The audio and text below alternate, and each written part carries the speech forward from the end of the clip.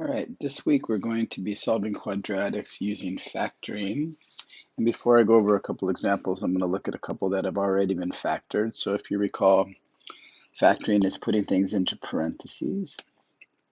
And you notice both of these are factored. But the thing that's different here is these are no longer expressions. Now they are equations. And as we looked at last week, when something's in factored form, the parabola does tell us where it crosses the x-axis. So to do that, we need to solve it. So when we get it into this form, we use what's called the zero product property. Zero product basically says that if a times b equals 0, then either a equals 0 or b equals 0. One of those, or both of them, can be equal to 0. So if we can express, and this one was originally x squared minus x minus 12 equals 0, and we factored it to this, then we can split it apart and say that x plus 3 equals 0, or x minus 4 equals 0.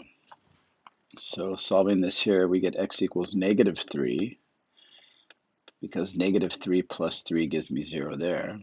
And here, x equals positive 4, because 4 minus 4 gives me 0. And if we were going to look at that in terms of a parabola, like we looked at last week, this parabola would cross at 4 and negative 3. We would also have an intercept at negative 12, because we learned last week that this is the intercept. So somewhere down here around negative 12, it's going to turn. It's going to have its vertex about right there. It's going to go back up again. So for this week, we're just learning how to find those intercepts using factoring. So here's another one that's already factored for us. And in this one, you'll notice there's a number in front that's not equal to 1. There's a 2 here. And so if we had factored that to begin with, we would have had a 2x squared out in front. And in fact, I think this one was 2x squared, let's see, plus 7x minus 15 equals 0. And it factors to these two terms. And so if we break this apart, the part that is the 2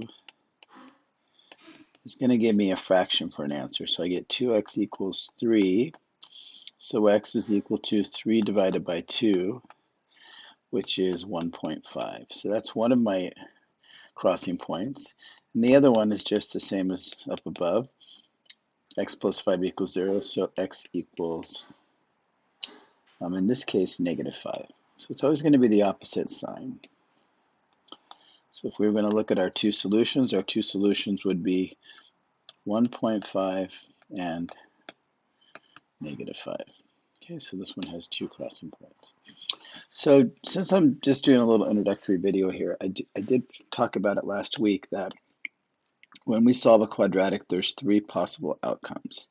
There's either the first outcome, that there's two roots or solutions, and that looks like this, where the parabola crosses 2 times. There's the possibility where there's only one root, and that would mean the parabola comes down and only touches once. And you can imagine there could be a chance that the parabola doesn't cross at all, so that would be 0 roots. And that parabola looks like this. Comes down, doesn't touch at all, but goes back up, right? So it doesn't cross this x-axis at all. So 2, 1, or 0 roots are possible. All right, my next video, I'll start to look at some of the practice problems.